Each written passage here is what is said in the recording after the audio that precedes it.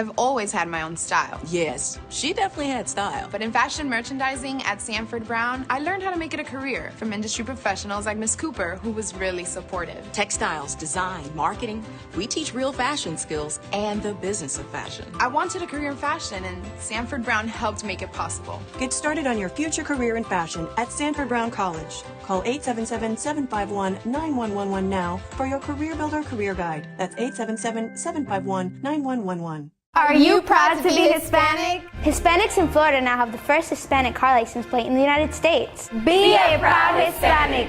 Put the Hispanic plate on your car. I want to be a doctor. I want to be a scientist. I want to be an engineer. I want to be a police officer. I want to be a professional dancer. By getting the Hispanic plate for your car, you will support scholarships and community programs. The Hispanic plate is available at any Department of Motor Vehicle office. Call now at 321-277-0850 or visit HispanicAchievers.org. And welcome back to Hispanic Speak Out. This is Shayla Asencios, guest commentator here on the show. Tonight in our community outreach portion of the show, we have Olga Gonzalez. And Olga is the president of Church and Community Assistance Program. It's a nonprofit organization, correct? Yes. That sets out to help out the homeless.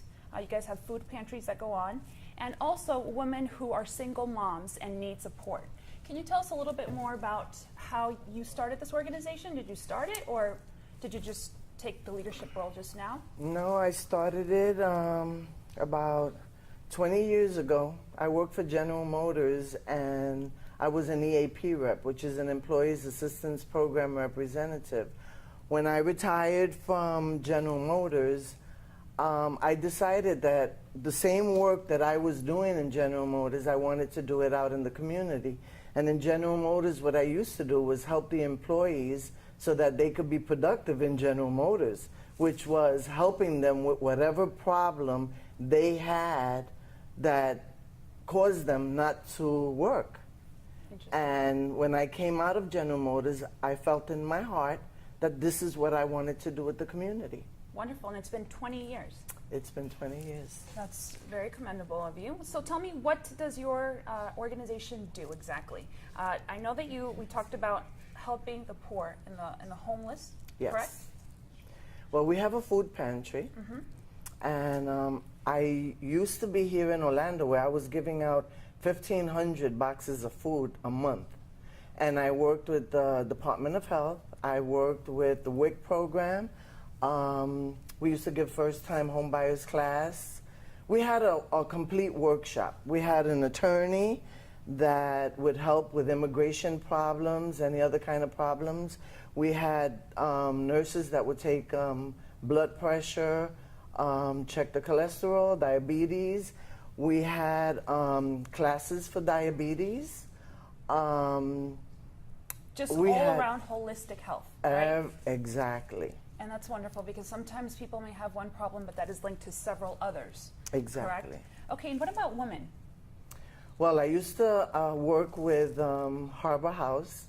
And that's a domestic violence organization, yes, correct? Domestic violence organization. I used to go to all their conferences, and I learned a lot about domestic violence.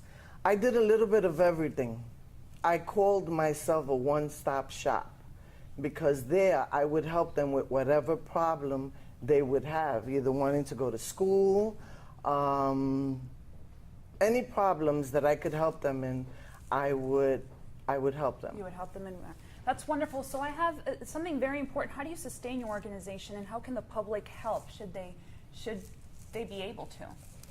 Well, believe me, I've been sustaining this organization for over 15 years.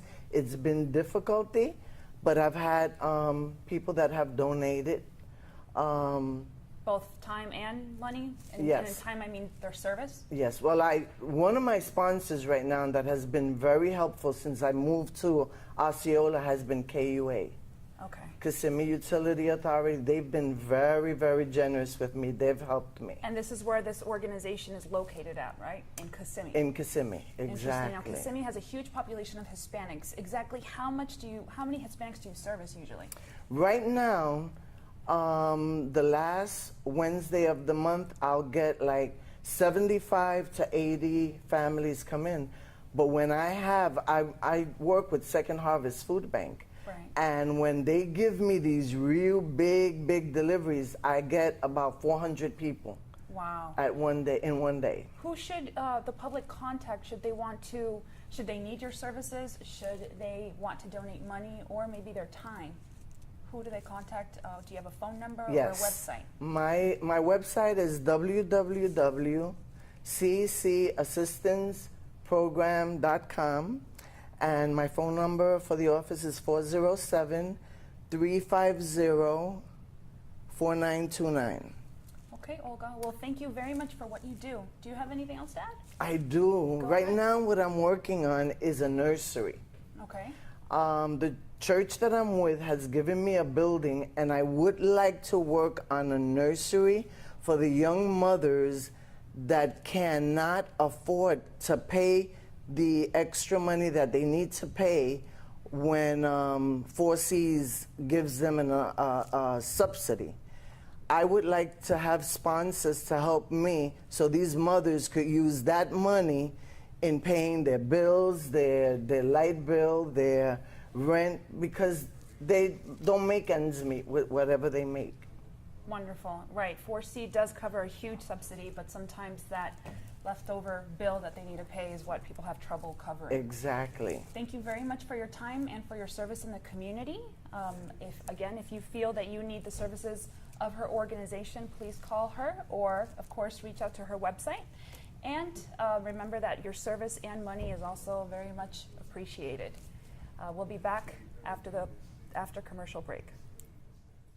I've always had my own style. Yes, she definitely had style. But in fashion merchandising at Sanford Brown, I learned how to make it a career from industry professionals like Miss Cooper, who was really supportive. Textiles, design, marketing, we teach real fashion skills and the business of fashion. I wanted a career in fashion, and Sanford Brown helped make it possible. Get started on your future career in fashion at Sanford Brown College. Call 877-751-9111 now for your Career Builder Career Guide. That's 877-751-9111. Are you proud to be Hispanic? Hispanics in Florida now have the first Hispanic car license plate in the United States. Be a proud Hispanic.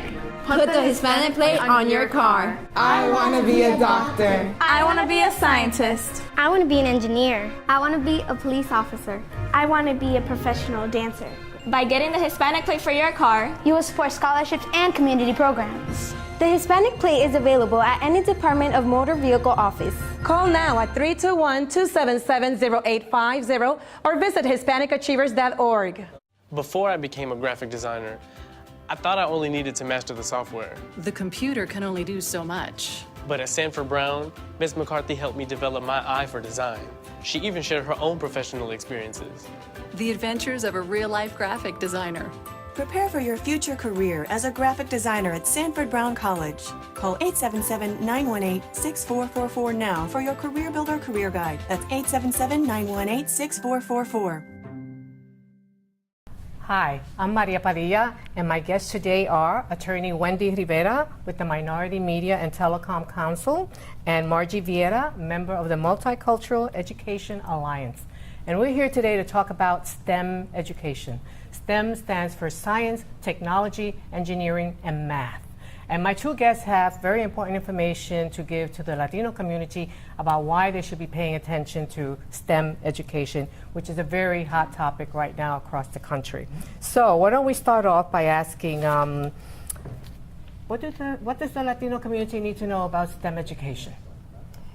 Well, you know, STEM right now is, as you noted, it's a hot issue. And what I mean by that is that these are industries that are growing 3 times faster than any other industry. They're one of the highest paying jobs. And there seems to be a disconnect with the minority community in terms of the opportunity and access to these jobs. We are the largest minority in the nation, yet we're lagging behind in terms of STEM fields. And so this is an issue that we feel should be discussed further. We should elevate the conversations and elevate the dialogue about the STEM initiatives and what can we do as a community to ensure that our kids are exposed to these opportunities that exist. Margie, you're a parent, right? Do you agree that students are not getting this information? Absolutely. They don't have the access, they're not exposed to it. For example, Hispanics is the largest minority group in the public school system right now. However, they are not achieving the way they're supposed to in math and science. Another thing is that the reason why they're not achieving the way they should be is because they haven't been exposed to it. You see, and that trickles down to from elementary to middle school to when they want to go ahead and pursue higher education. That's why we're underrepresented both in undergraduate and graduate programs. And why aren't students exposed to this area of education? I mean, why not? There's a lot of issues, and you know, we can have ongoing sessions as to, you know, what are some of the issues that we can pinpoint. But you know, one of the issues that I can identify out the bat would be kids being exposed to these activities early on. Because if not, you lose these kiese, right? And by activities, you mean science-related education? Activities related to science, technology, engineering, math. These are the things that if you don't start early, and maybe, I guess, you want to incentivize it, right? You want to motivate these kids, but if they're not exposed to it, how are you going to motivate them? And it's about bringing awareness to the parents, to the community and industry leaders, so that we can then start having these conversations as to what can we do to stimulate that interest. So participation, I'm sorry. No, participation you're talking about in the classroom, outside the classroom, is that right? Exactly, right. It's both. As a parent, I can tell you, I'm so sorry. That's okay. As a parent, I can tell you that although I am exposed to STEM and I've been involved because I work in higher education, and I know the importance about it, I've noticed that the children, my children, are not exposed to it. They're not exposed to it in the school. And if I want my children to be exposed to it, I have to pay high price for them to attend special seminars or a special training camp or a special something, so they would be be exposed to it. Right, and let me just chime in on that. You know, when I went to school, you know, we all at some point or another had to dissect a frog, right? But now we've evolved. We need to, in our classrooms, need to evolve above the 19th century model. So why not dissect your applications? Why not dissect your, you know, the way the internet, app. like a mobile app?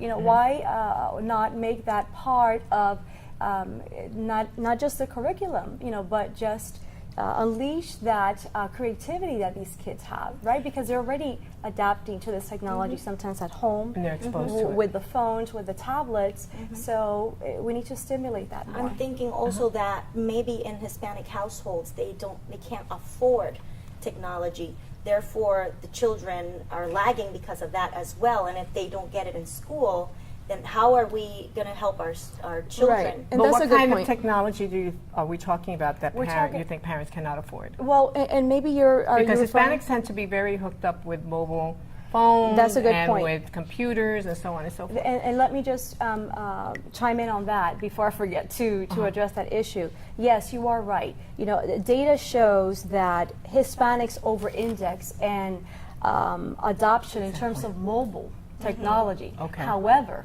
they're lagging behind in terms of broadband adoption at homes, meaning that in the households, the parents are not adopting to the internet broadband so they may not have Wi-Fi at home. May not essentially, have so they Wi-Fi. cannot get on the computer and That's one of the surf issues. the web and do all that kinds of things. Now, I want to get back to a point you made earlier, which is that Hispanic students are lagging, and I want to kind of pinpoint how much are they lagging? What kind of a lag are we talking about here compared to other students? I mean, it is obscenely low. I mean, it is woefully inadequate. I recently pulled data because, you know, you read a lot of studies and a lot of data, but this is the most updated data that I received from that I researched from, you know, the White House STEM initiative. And specifically, and the reason I wanted to read that sentence is because I don't want to misquote it, but it specifically says that you have 20%, okay, Hispanics constitute 20% of, I guess, the schools of youth, the youth population of Hispanics, but only 2% when it comes to being right. That is very low. That is very low. And let me just read it to you. Given that less than 2% of the STEM workforce is Hispanic, while almost 20% of the country's population is Hispanic. And Margie, so there's a great gap there. There is a significant gap, you know. But we have Hispanic students. They are, in terms of the population in schools, you know, they are the largest in terms of population. So let's talk about. We have to also comment that if they enroll in the STEM programs, they don't finish it.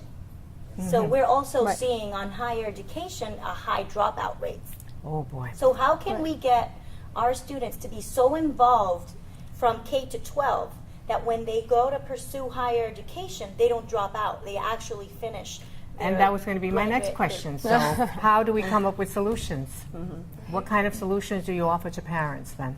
And it is not just parents. You know, we're talking about, you know, parents do play a vital role, right, in this. But we're also talking about community leaders coming together. We're talking about the business leaders, industry leaders coming together to create initiatives, the school systems as well, to create initiatives that can be implemented to expose these kids to the opportunities that exist. Absolutely. And the initiatives need to be affordable.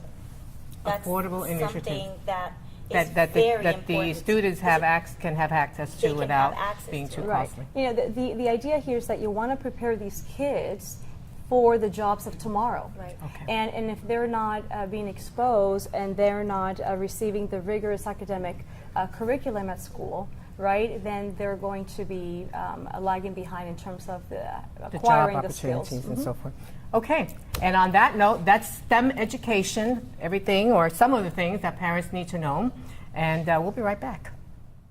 I've always had my own style. Yes, she definitely had style. But in fashion merchandising at Sanford Brown, I learned how to make it a career from industry professionals like Miss Cooper, who was really supportive. Textiles, design, marketing, we teach real fashion skills and the business of fashion. I wanted a career in fashion, and Sanford Brown helped make it possible. Get started on your future career in fashion at Sanford Brown College. Call 877-751-9111 now for your Career Builder Career Guide. That's 877-751-9111. Are you proud to be Hispanic? Hispanics in Florida now have the first Hispanic car license plate in the United States. Be a proud Hispanic.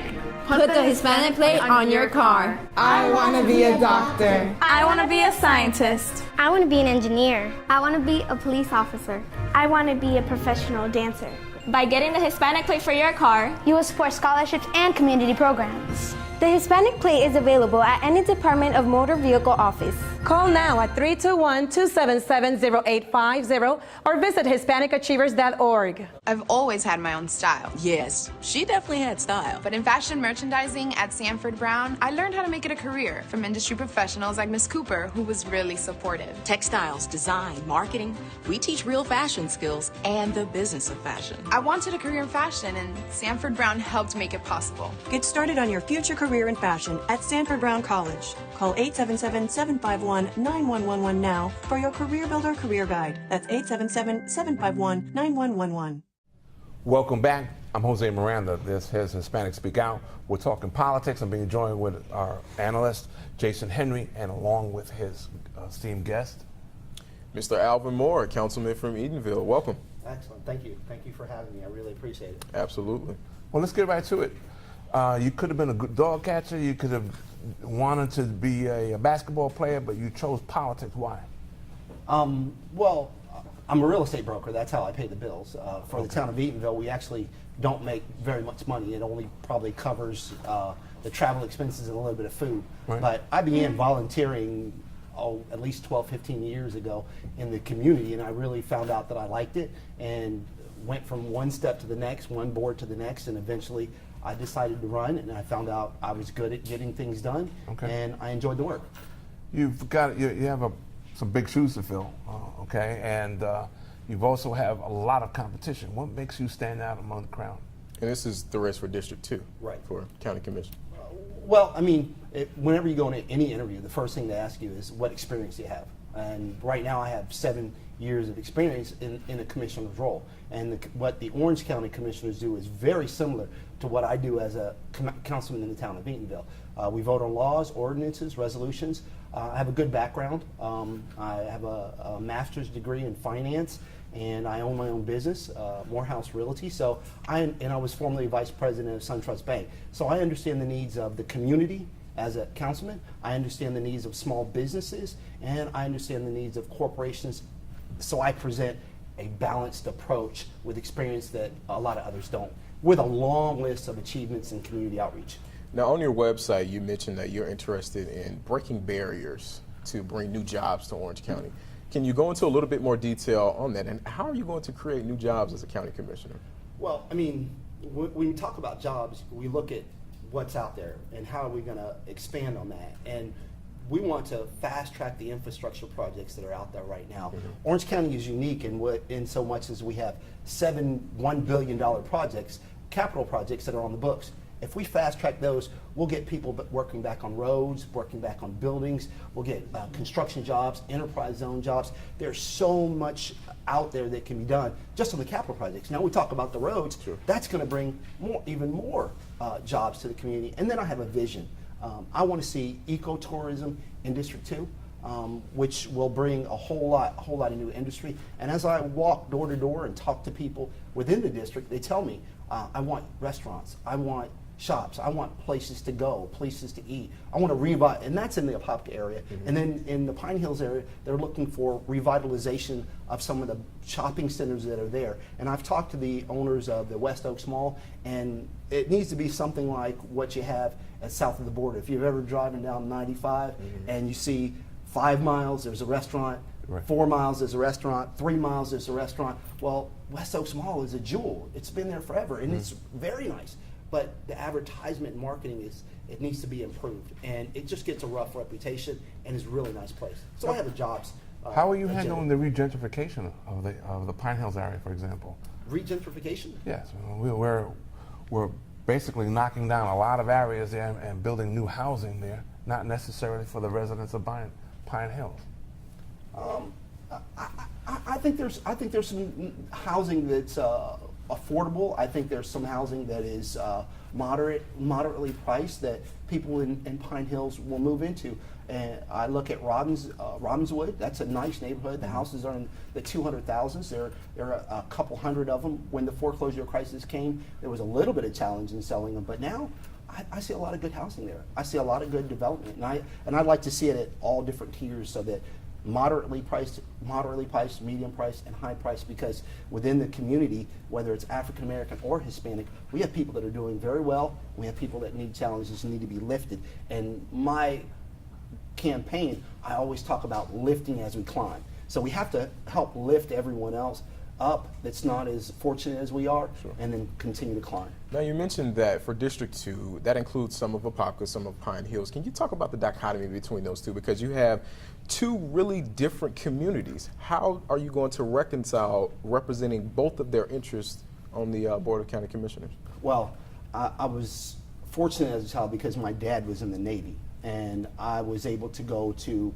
a private school, Good Shepherd Elementary, and then I was able to go to Audubon Park and then Winter Park High School, and then at the same time I was living or working in Eatonville. My parents had a business there, and I went every day. So when I look at the challenges in race, I don't see race because I was a military brat. So you understand that there's a lot of mixture.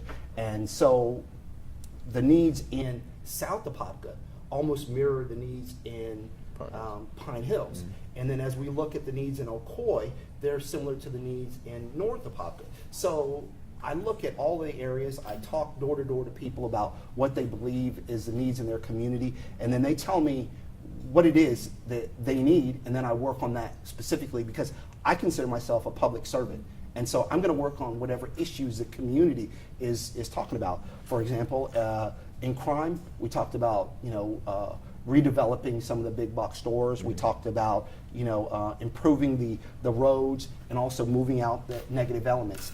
That's the same thing that we've got to do in South Apopka. We've got to work on eliminating the negative elements. We've got to look at improving the community, so there's bricks and mortars that people can be proud of. Then we have to look at having recreational programs for the kids so that they don't go down the wrong road. And then we've got to look at job opportunities and daycare for middle-aged, and then we have to look at senior programs. So there's not one silver bullet. There's all different things that need to be covered. In North Apopka, one of the biggest issues is the red light cameras. You know, they want to remove the red light cameras because the timers are off and people are getting tickets, and you know, the light could be red, but or yellow, and it's registering like it's red, and they're getting a ticket. Somebody's getting hit over on Welch Road. In Ocoee, they're talking about you know, schools and the water tower, which the county wants to tear down. So there's a wealth, basically. There's a lot going on in Pine Hills and South Apopka. And Ocoee. I know that we're running out of time, but I wanted to get your thoughts on the soccer stadium issue that's going on in Orange County right now. The way it was presented to the Board of County Commissioners is that we needed a soccer-specific stadium for Orange County. How do you feel about that, and do you think that the BCC should revisit that issue?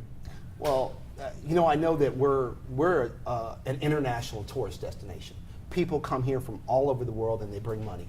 And that's one of the reasons why we're, you know, as in Orange County, one of the last ones to go into a recession, one of the first ones to come out. Our economy is looking good, but we have to continually develop that with the convention center, with soccer, with capturing the international money that's coming here. These are things we've got to do, but you know, the devil's in the details. If the information was presented that we have to have a soccer stadium to get soccer, and now we find out that we are able to have it in the stadium that we're building right now in Citrus Bowl, then we've got to go back and revisit, because the devil's in the details. Until it's too late, until it's done, we've got to continuously look at it, continuously improve. And I always say that life itself is a continual journey of trying to do better and improve yourself.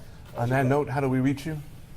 My cell phone number is 407-900-3393, or you can go to my website at votealvinmoore.com and check out my views and my opinions and everything that I stand for. I'm always accessible. And my community, it's a small community. People even knock on the door. So if you look me up on the supervisor of elections, please call first. But you gave out your cell phone number, so they'll just rewind this and keep going. You get that, right. So. Well, thank you for joining us tonight. We really appreciate it. I'm Jose Miranda. This is Hispanic Speak Out. We'll be back next week, same time, same channel. I've always had my own style. Yes, she definitely had style. But in fashion merchandising at Sanford Brown, I learned how to make it a career from industry professionals like Miss Cooper, who was really supportive. Textiles, design, marketing, we teach real fashion skills and the business of fashion. I wanted a career in fashion, and Sanford Brown helped make it possible. Get started on your future career in fashion at Sanford Brown College. Call 877-751-9111 now for your Career Builder Career Guide. That's 877-751-9111. Are you proud to be Hispanic? Hispanics in Florida now have the first Hispanic car license plate in the United States. Be a proud Hispanic. Put the Hispanic plate on your car. I want to be a doctor. I want to be a scientist. I want to be an engineer. I want to be a police officer. I want to be a professional dancer. By getting the Hispanic plate for your car, you will support scholarships and community programs. The Hispanic plate is available at any Department of Motor Vehicle office. Call now at 321-277-0850 or visit HispanicAchievers.org. Before I became a graphic designer, I thought I only needed to master the software. The computer can only do so much. But at Sanford Brown, Ms. McCarthy helped me develop my eye for design. She even shared her own professional experiences. The adventures of a real-life graphic designer. Prepare for your future career as a graphic designer at Sanford Brown.